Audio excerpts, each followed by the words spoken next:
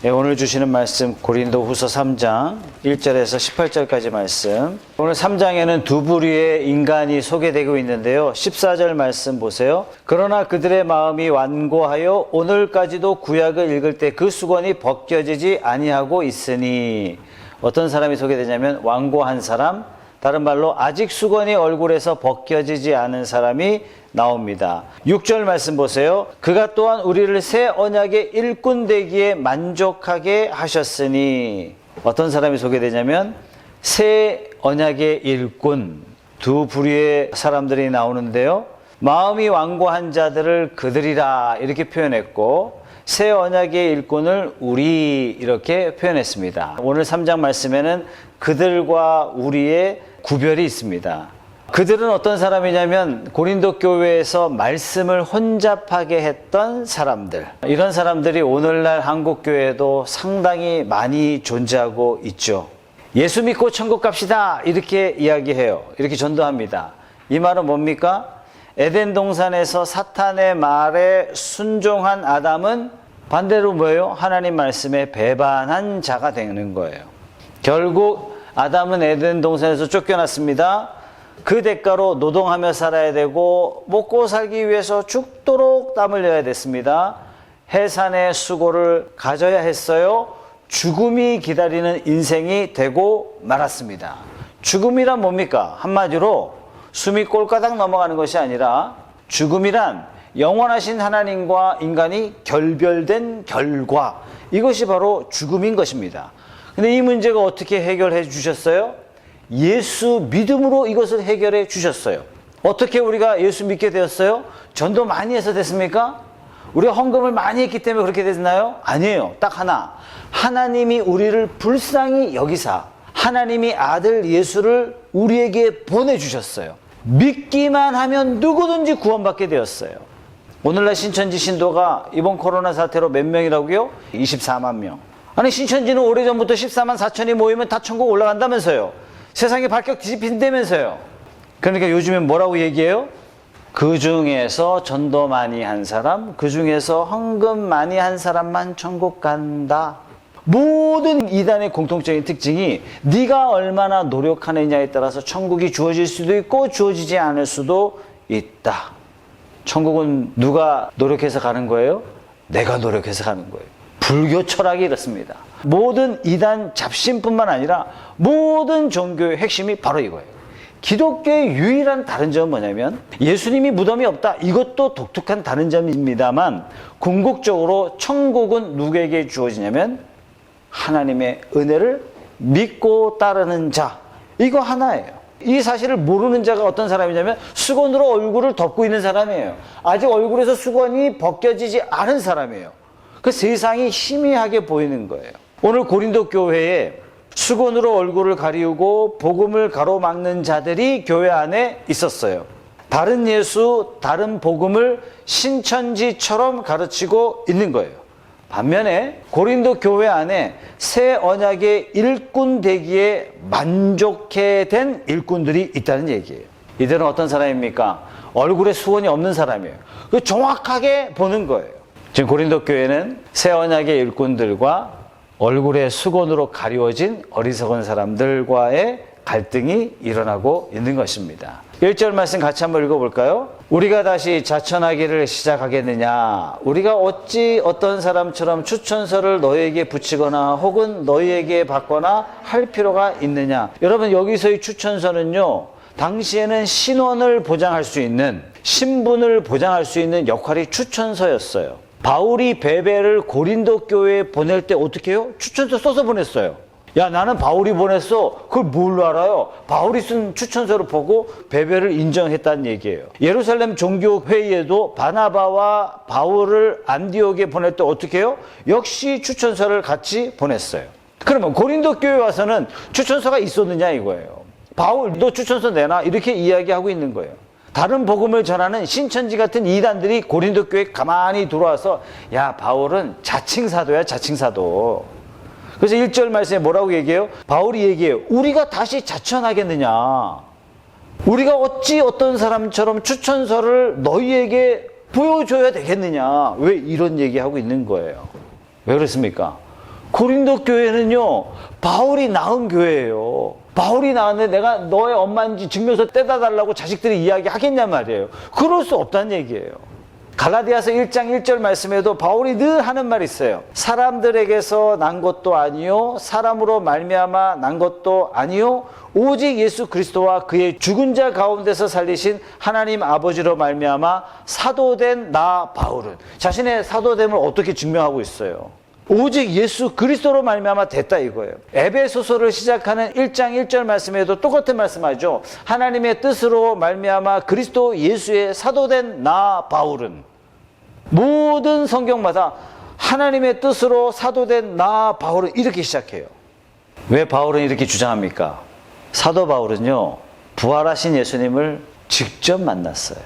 그 부활하신 예수님이 사울에게 나타나셔서 사울아, 사울아, 누구십니까? 네가 핍박하는 예수다.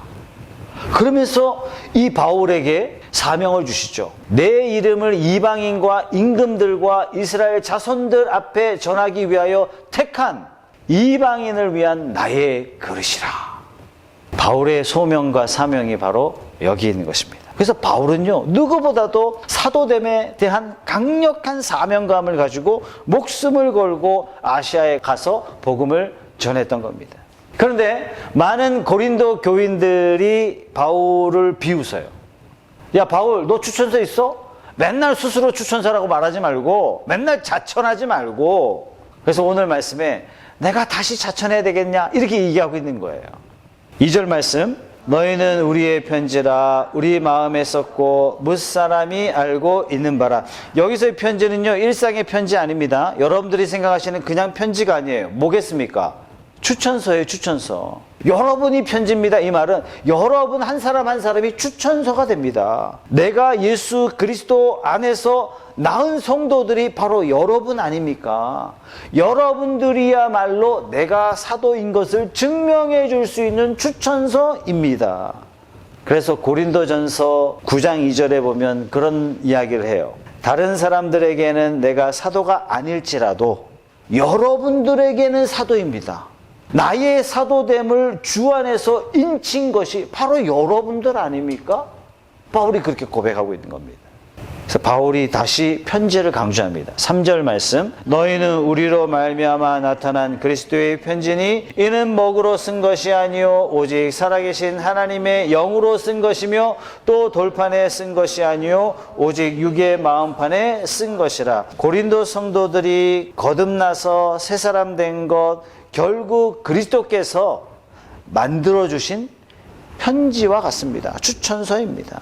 6절 말씀입니다. 그가 또한 우리를 새 언약의 일꾼 되기에 만족하게 하셨으니 율법 조문으로 하지 아니하고 오직 영으로 함이니 율법 조문은 죽이는 것이요 영은 살리는 것이니라. 여러분, 두 종류의 일꾼, 두 번째 일꾼이 나오죠. 6절의 말씀에 보면 두 종류의 사람이 나와요. 율법 조문으로 된 사람과 영으로 된 사람이 나와요. 율법 조문은 정죄하는 일을 해요. 영이 하는 일은 의롭게 하는 일을 해요. 하나는 지옥을 보내는 역할을 하고 하나는 천국에 이르도록 하는 역할을 합니다. 여러분, 비슷한 게 아닙니다. 완전히 다른 결과를 만들어내는 거예요. 율법 조문이 하는 거 뭐죠? 율법은 몽학 선생이라. 어디까지 이끌어줘요? 그 어디까지가 뭐죠? 넌 죄인이야. 여기까지 이끌어주는 거예요. 그 역할을 하도록 소명받은 게 뭐냐면 율법이란 얘기예요. 그래서 율법은 다 뭐예요? 하라 하지 말라예요. 누구도 하라 하지 말라에 안 걸릴 사람이 아무도 없단 말이에요. 그래서 인간이 경험하는 건 뭐예요? 결국 죽음이구나. 누구도 율법을 지킬 수가 없다. 우리에게 뭐가 필요해요? 은혜가 필요한 거예요. 다시 말해서 우리에게 뭐가 필요해요? 한번 봐주세요. 이게 필요한 거예요. 근데 의의 직분은 뭐예요? 예수 그리스도 안에 있는 구속으로 말미암아 우리에게 베풀어진 하나님의 값없는 은혜. 우리의 죄가, 율법은 우리에게 계속 가르쳐줘요. 너는 죄인이야, 너는 죄인이야, 너는 죄인이야. 그 의의 영은 우리에게 뭘 가르쳐줘요? 하나님이 너를 위해서 아들을 보내셨어. 하나님이 예수를 너에게 보내주셨어. 이거 믿기만 하면 너는 구원받는 거야. 그러므로 이제 그리스도 안에 있는 자에게는 결코 정죄함이 없나니. 예수 안에 있는 자에게는요, 율법을 지켜서 정죄함을 받는 것이 아니라, 정죄함을 면하는 것이 아니라 예수 그리스도를 믿음으로 말미암아 정죄함이 없대요. 정죄함은 뭐죠? 마지막 심판의 자리가 없다는 얘기예요. 우리 무슨 심판 받아요? 물론 심판 받는데 의의 심판을 받는다. 너는 의인하고 도장을 딱 찍어주기 위해서 우리는 심판 받는 거예요. 너 옛날에 지은 죄가 많은데 그래, 너 예수 믿기 때문에 봐주는 거야. 죽을 줄 알아? 그런 심판이 아닌 거예요. 너는 예수 믿음으로 너는 하나님의 자녀라는 도장을 딱 찍기 위해서 우리가 심판을 받는다는 사실이에요. 6절 마지막에 율법 조문은 죽이는 것이요 영은 살리는 것이니라. 요한복음 8장에 보면 가늠하다 현장에 붙잡힌 여인이 소개되고 있죠. 한 여인이 길바닥에 쓰러져 있어요. 눈물도 흘리게 뭐해? 온갖 수치심과 그 죄 지은 거에 대한, 더군다나 그 자리에 누가 계세요? 예수님이 계세요. 한쪽에는 예수님이 계시고 한쪽에는 이 여인을 현장에서 붙잡아 온 바리새인과 율법학자들과 동네 사람들이 다 비웃으면서 한쪽에서 서 있어요. 한쪽은 은혜가 서 있고 한쪽은 모세의 율법이 다 서 있는 거예요. 그리고 그리스도께 이 율법을 들고 사람들이 나갑니다. 모세의 법조문을 근거로 해가지고 돌로 쳐 죽이라 이렇게 말씀하셨는데 선생님은 어떻게 하시겠습니까?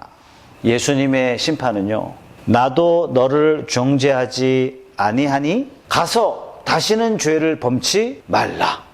여러분, 그 현장은요, 명백하게 드러난 죄에 대한 심판의 자리예요. 누구도 정죄하지 않고 지나갈 수 없는 자리예요. 근데 주님께서는 은혜를 베푸셨어요. 무엇을 근거로? 그 정죄를 예수님이 대신 받기 위해서 이 세상에 오셨기 때문에 예수님의 은혜가 그 여인에게 임할 수 있었던 겁니다. 만약에 이 여인이 예수님을 만나지 못했더라면 율법대로 죽었어야 할 자리예요. 그러나 그리스도를 만나서 이 여인은 새 생명을 얻게 됩니다. 여러분, 이 얘기는요, 가늠하다 현장에 붙잡힌 여자의 이야기가 절대로 아니에요. 그 이야기는 우리의 이야기예요. 나의 이야기예요. 나의 이야기. 여러분, 이게 무슨 소식이냐면 기쁜 소식이에요. 어느 누구도 그 여인에게 죄 없다라고 말할 수 없고, 그 여인은 반드시 모세의 율법대로 돌에 쳐맞아 죽어야 마땅한 거예요. 누구도 여기에 반론을 제기할 수 없는 상황이에요. 마찬가지. 나는 율법에 의하면 돌 맞아 죽어야 할 사람. 그런데 우리가 하나님의 은혜 아래 있습니다. 하나님이 베푼 이 은혜도 너희는 망각하고 사느냐?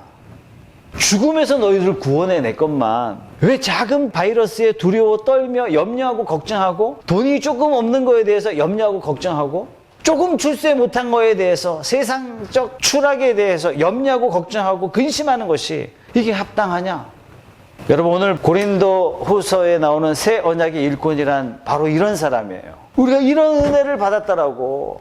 우리는 마땅히 죽어야 되는데 하나님의 복음으로 말미암아 예수 그리스도의 십자가로 말미암아 우리는 결코 정죄함이 없는 사람이 되었습니다. 이것만큼 기쁜 소식이 어디 있습니까? 이걸 전하라고 부름받은 새 언약의 일꾼, 그것이 바로 저와 여러분인 줄 믿으시기 바랍니다. 7절 말씀입니다. 돌에 써서 새긴 죽게 하는 율법 조문의 직분도 영광이 있어 이스라엘 자손들은 모세의 얼굴에 없어질 영광 때문에도 그 얼굴을 주목하지 못하였거든. 율법 조문의 직분도 영광이 있더란 얘기예요. 근데 영의 직분의 영광은 얼마나 더 크겠냐? 8절 보세요. 하물며 영의 직분은 더욱 영광이 있지 아니하겠느냐? 9절 정죄의 직분도 영광이 있은즉 의의 직분은 영광이 더욱 넘치리라. 10절 영광되었던 것이 더 큰 영광으로 말미암아 이에 영광될 것이 없으나. 무슨 얘기입니까? 야, 촛불, 초는 무슨 양지초가 최고야. 양지촛불이 최고야. 지금 전기 써요. 아무도 초 안 써요. 전기가 뭡니까? 우리 다 이게 LED예요. LED. 초가 사라졌어요. 바로 이겁니다. 전기가 없을 때는 초가 최고예요. 초가. 양지 촛대가 최고야 이렇게 이야기하지만 전기가 뭐예요? LED가 들어온 이 세상에서 누가 초의 영광을 거듭 말하며 초를 자랑하는 사람이 있겠냔 말이에요. 마찬가지. 율법이 아무리 영광스럽다 할지라도 율법은 예수를 예비한 것이고 실체이신 예수님이 오셨으면 예수님의 영광이 더하고 율법은 사라진다는 것입니다. 11절 말씀, 없어질 것도 영광으로 말미암았은즉 길이 있을 것은 더욱 영광 가운데 있느니라. 모세가 돌비를 받아들고 얼굴에 광채가 있었어요. 이 광채는 어떤 광채라고요? 없어질 영광이라고요. 모세가 갖고 내려온 것은 번제예요. 모세가 갖고 내려온 안식일 규정이에요. 이것들은 결국 하나님의 영광을 나타내는 의식들이에요. 그런데 이 의식들은 다 무엇을 상징하고 있다고요? 예수 그리스도를 상징하고 있다고요. 그러면 그 예수 그리스도가 이 땅에 실체로 나타나면 더 이상 번제가 필요 없는 거예요. 더 이상 안식일이 필요 없는 거예요. 예수님 뭐라고 하셨어요? 안식일의 주인은 나다, 이렇게 말씀하셨어요. 번제에 드려질 어린 양은 누구라고요? 예수님이다, 이렇게 얘기한 거예요. 그러니까 예수님이 오시자 더 이상의 번제를 드릴 필요가 없는 거예요. 그러니까 이스라엘 사람들은 지금 뭐 하고 있어요?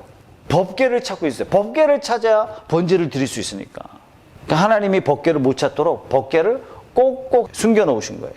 자, 지금까지는 영광에 대해서 말씀하셨다가 이제는 수건 이야기로 바뀌어 나갑니다. 12절부터는 수건으로 사람들의 마음이 덮어졌다, 이렇게 말씀하시는데, 우리도 우리의 마음에 수건이 덮어져 있는 것이 아닌지, 아니면 수건이 벗겨진 자가 되었는지 우리 스스로를 살펴봐야 되겠습니다. 지금 이 말씀을 선포하고 있는 고린도 교회는요, 변질되어 가고 있었어요. 오늘날 현대교회도 많이 변질되어 가고 있죠. 12절 말씀, 우리가 이같이 소망이 있으므로 담대히 말하노니, 담대히 뭐 말하겠다는 얘기입니까? 수건이 마음에서 벗어져야 된다는 얘기예요. 13절 말씀, 우리는 모세가 이스라엘 자손들에게 장차 없어질 것의 결국을 주목하지 못하게 하려고 수건을 그 얼굴에 쓴 것 같이 아니하노라. 자, 이것은 모세가 잘못했습니다 하는 그런 뜻은 아닙니다. 우리는 이와 같이 안 한다예요. 왜? 모세는 예수님 안 계셨던 당시였고 우리는 예수 그리스도의 십자가를 본 이후의 사람이기 때문에 이전에 모세 시대는 지나갔다예요.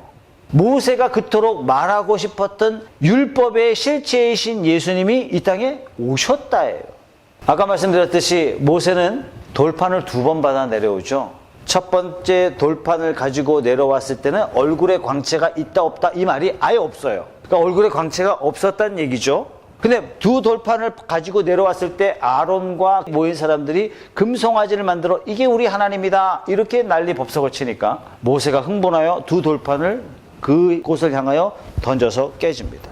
하나님이 진노하셨어요. 다시 시내산에 올라오라 이렇게 하셔서 돌판을 2번째 다시 주세요. 그때 돌판을 받아가지고 내려오는데 모세 얼굴에 영광이 가득했어요.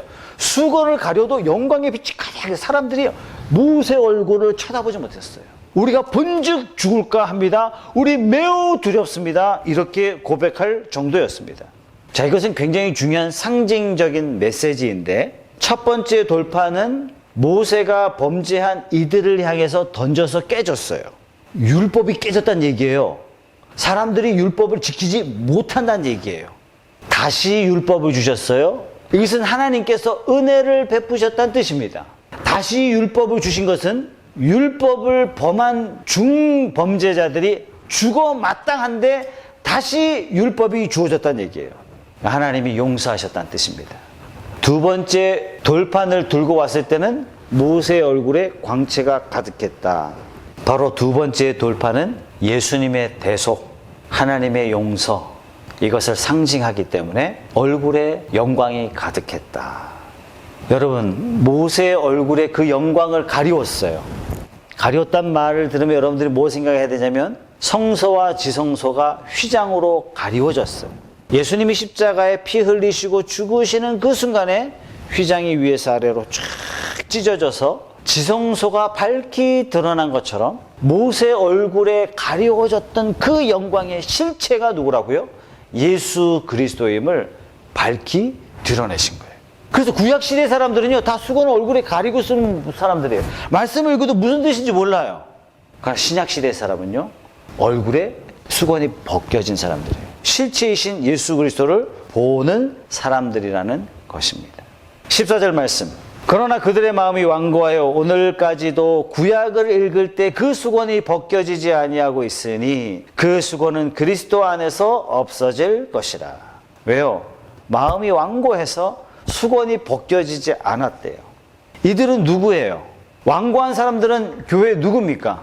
야, 예수 믿어도 할례 행해야 돼. 아브라함 자손들은 다 할례 하라고 말씀하셨잖아. 야, 예수 믿어도 율법 지켜야 돼. 율법 안 지키고 어떻게 하나님 자손이라고 할 수 있어? 예수 믿고 율법 안 지키면 말짱 꽝이야. 그거 구원받을 수 있겠어?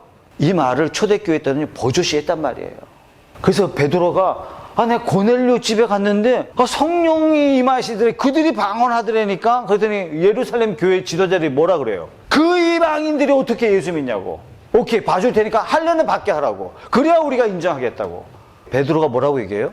성령이 임하셨는데, 즉 성령이 인정하셨는데 어찌 사람인 우리가 그걸 인정치 못할 수 있겠느냐. 야, 김 집사, 당신이 진짜 구원받았는지 안 구원받았는지 뭐 보면 알아요? 이렇게 율법으로 얽매는 거예요. 오늘날까지도요, 수건으로 얼굴을 다 덮어놔요. 복음의 빛 대신 예수 그리스도를 온전히 보지 못하도록, 복음이 온전히 이 안에 들어오지 못하도록 마음의 문을 닫고 문 밖에 예수님을 밖에 세워두고 두드리게 만드는 사람들이 바로 이런 사람들이에요. 여러분, 이런 사람들이 교회 안에 있어요. 이단들이 대표적이죠. 모든 이단의 공통적인 특징이에요. 율법으로 성도들을 움켜잡아요. 근데 성도 입장에서 보면요, 율법으로 움켜쥐임을 당할 때 이게 편해요. 전도 10명 하면 당신 천국이야. 10명 하면 되잖아요. 교회 갔는데 내가 천국 간 건지 믿음의 백성인지 아닌지. 근데 이단 갔더니 딱 10명이라니까 10명만 채우면 되잖아요. 황금 얼마까지 하면 1000만 원 하면 천국 간다니까 1000만 원만 딱 해놓으면 편하게 안심하면 되잖아요. 사람들이 미련해서 그걸 받는다고요. 여러분들은 안 것이겠죠. 네. 16절 말씀. 그러나 언제든지 주께로 돌아가면 그 수건이 벗겨지리라. 이 얼굴에 가려졌던 수건이 어떻게 벗겨지냐면 주님께로 돌아갈 때, 다른 말로 복음을 제대로 영접했을 때, 그리스도 안에 있을 때 수건이 벗겨지는 거예요. 17절 말씀. 주는 영이시니 주의 영이 계신 곳에는 자유가 있느니라. 수건이 벗겨진 자의 영적인 상태는 자유함입니다. 예수님이 요한복음 8장에도 말씀하셨죠. 진리를 알지니 진리가 너희를 자유케 하리라. 갈라디아 5장 1절 말씀에도 말씀하죠. 그리스도께서 우리를 자유하게 하시려고 자유를 주셨으니 그러므로 굳게 서서 다시는 종의 멍에를 매지 말라. 이 얘기는 뭡니까? 예수 믿고 할례 행해야 돼. 할례 행해야 돼. 우리 자식 놈은 할례 행하자. 할례. 왜 아브라함 자손 다 할례 행했으니까. 율법 지켜야 돼. 율법 지켜야 돼. 율법 안 지키면 다 이루고 있더란 얘기예요. 18절 말씀. 우리가 다 수건을 벗은 얼굴로 거울을 보는 것 같이 주의 영광을 보매 그와 같은 형상으로 변화하여 영광에서 영광에 이르니 곧 주의 영으로 말미암음이니라. 지금 바울이 담대히 말하고 싶은 것은 새 언약의 영광스러움, 그리스도께서 우리에게 베푸신 은혜가 얼마나 위대한지 이걸 모르니까요, 다시 율법으로 돌아가요. 율법으로 돌아가면요, 편해요. 주일날 여러분 주일 성수 온전히 하십시오. 뭐가 주일 성수를 온전히 하는 거예요?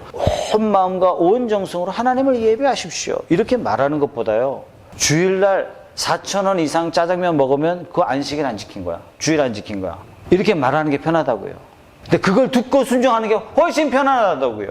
근데 저는 여러분들에게 그런 주장을 하지 않습니다. 온 마음과 정성을 다하여 하나님을 예배하는 거예요. 하나님은 우리의 새 마음을 원하시는 것이지, 하나님 얼만큼까지만 할까요? 주일날 아무것도 하지 말라는데 택시 타면 죄고 버스는 괜찮고 요 정도입니까? 그 정도만 가르쳐 주세요. 전철 5정거장 이내에는 안식을 지킨 거고 6정거장부터는 안식을 범한 것, 이걸로 보시겠습니까? 인간은 자꾸 그렇게 물어본다는 얘기예요. 결국 이렇게 물어보는 것은 율법에 얽매이게 되는 것입니다. 우리가 하나님을 섬길 때 어떻게 섬겨요? 영광스러움에 못 이겨서, 영광스러움에 못 이겨서.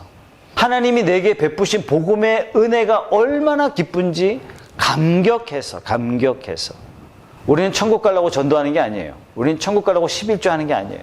천국의 백성이 되었으므로 그 은혜에 감사하여 이 기쁜 소식을 전하는 것이에요. 천국 백성이 되었으니 내 소속은 하늘나라임을 믿음으로 고백하며 내게 베푸신 은혜가 하나님의 것임을 고백하면서 헌금하는 거예요. 천국 가려고 하는 게 아닌 것이죠.